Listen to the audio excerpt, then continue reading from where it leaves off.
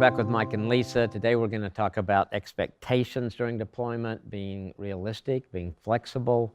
So Mike, what expectations do you have during deployment?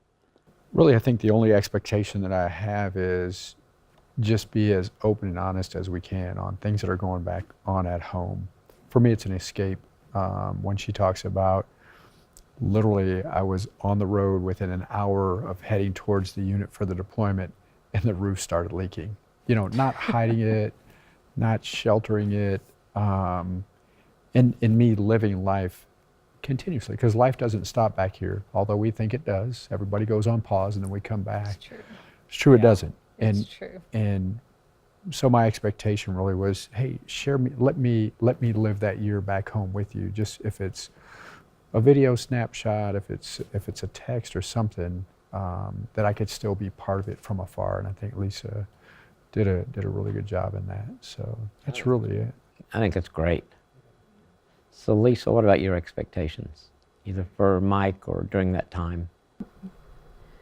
From a personal level, I think my only expectation truly is that I hate to even think of a prayer as an expectation, but is that everyone comes home safely.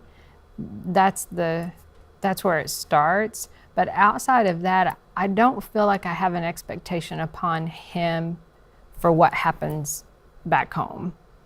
I'm trying to take the reins from him so he can do what he needs to do over there. And so I think, well, I shouldn't say that. I think probably my expectation is that he would just have the ability to listen to me, especially when the distance is there, because there were times where there would be something happening in parenting, for sure, in parenting.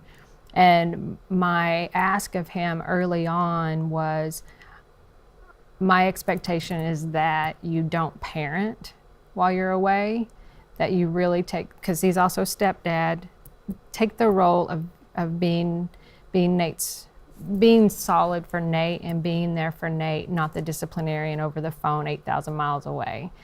And so that was something that we had to work out behind closed doors, over the phone actually, of me just asking him, this is what I think will be best for me here, is if you can do this. And so that was an expectation early on, because I did expect him to uphold that throughout the deployment, in order to make it a little bit easier for me and to protect his relationship somewhat with Nate.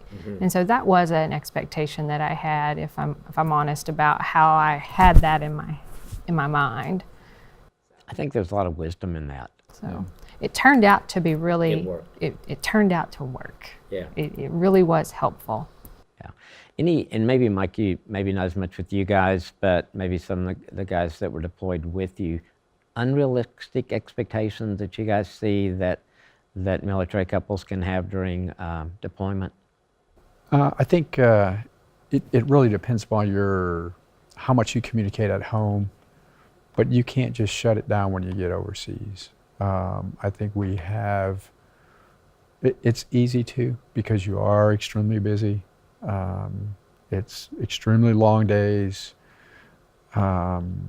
sometimes very long nights, and you could get into just a position where, I'm gonna focus on my job, work out when I can, and then I'll call home when I can. I think that you could easily get lulled into that. That's a way of life. And from what I've seen, some of the soldiers I've been deployed with, that's where it starts. Not being focused on talking back home and making sure things are okay and staying engaged, even if it's your spouse saying, hey, I'm just going to talk to you about this, I don't need your help on it. But that's still engaging, Right. And allowing your spouse to really communicate back with you. So I think it's critical. I think that's some of the pitfalls that we may fall into, or you can easily fall into. And then before you know it, it's 3 months later and you're like, wow, I haven't really talked to my family very often. Yeah. You see anything else you'd add as a wife, that unrealistic expectations? Probably from the wife's standpoint back home, sometimes I would see wives really expecting too much from their spouses that are deployed, of them being available or fixing something 8,000 miles away. Yeah. So I saw that a lot in the, I was a part of a group me conversation app, and I saw a lot of that in there of just the expectations that were probably being verbalized from those spouses, that they really wanted their spouse to do something different or do something more, when really they really couldn't, Sure. being 8,000 miles away. That's good. What about one last thing for this, just kind of being flexible with expectations?